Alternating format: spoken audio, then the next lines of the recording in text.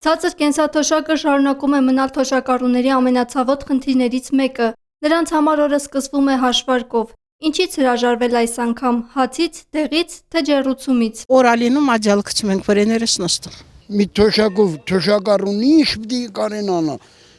Լուսի փողը տա, գազի փողը տա, իրան հաց առնի, իրան ծապոն առնի։ Ես շատ ավելի շատ հարկ եմ տվել, քան թե հիմա ես թոշակ եմ, մինչև հիմա էլ աշխատում եմ։ Կոմունալներն ավելի շատ են, քան թոշակս։ Հազիվ մի կերպ տենց մուծում եմ, համարյա մնում է 1000-1500 դրամ։ Դրանով ոնց ապրեմ ես։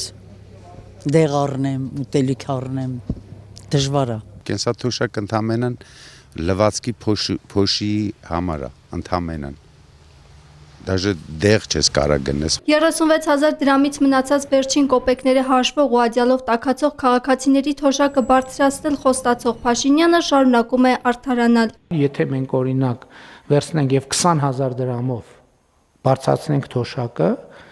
նույն քաղաքացին էլեկտրական էներգիայի վրա եւ տուն տաքացնելու վրա ծախսելու արդեն ոչ թե 27,000 դրամ, այլ ծախսելու է 35,000 դրամ, բայց տունը միևնույնն է չի տաքանալու, որովհետեւ այդ տանը կան բազմաթիվ խնդիրներ, սկսած պատուհաններից, վերջացրած դռներով եւ այլն, վերջացրած պատերով եւ այլն եւ այդպես շարունակ։ Նիկոլ Փաշինյանի այս հայտարարությանն ի պատասխան թոշակառուները նշում են. կյանքն այնքան է թանկացել, որ իրենց բյուջեի վրա նույնիսկ 1000 դրամն է ազդում։ Կազդի բյուջեի վրա այդ 20,000-ն էլ էլի, ասենք 1000 դրամն էլ էլի մարդու բյուջեի վրա այս թանկության մեջ էլի բան է։ Օրինակ 15,000 եթե տաքացնես որոշ շափու 20,000 չի շատած ինչ մտուն է։ Ոչ կա։ Ինչ է ինչ հասարակ թվաբանություն 20,000։ Ասենք մի քիչ ավելի լավ կլինի։